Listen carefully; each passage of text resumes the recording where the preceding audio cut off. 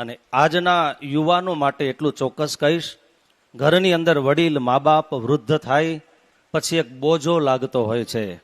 ઘરની અંદર નવયુવાન એ દીકરા દીકરીઓને ઘરની અંદર રહેવું એ થોડુંક મૂંઝવણ ભર્યું લાગતું હોય છે.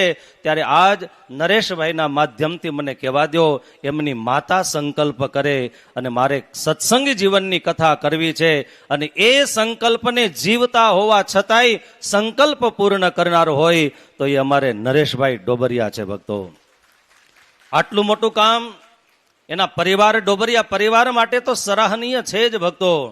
પણ હું એમ કહીશ, વર્તમાન સમયના કેટલાય યુવાન દીકરા અને દીકરીઓના મનમાં મા બાપ પ્રત્યે જે ઘૃણાનો ભાવ છે ને, એને આદર્શ કરવાનું, આદર્શ આપવાનું કામ નરેશભાઈ કરી રહ્યા છે.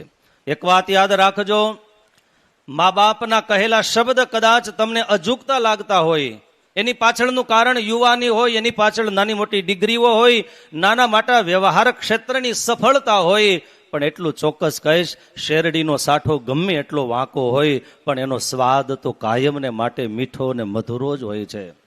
અને મારા વડીલ સંતો એમ કહેતા કે જે એક જણાનું સાંભળી લઈને એને જગતમાં બીજા કોઈનું કોઈ દી સાંભળવું ન પડે.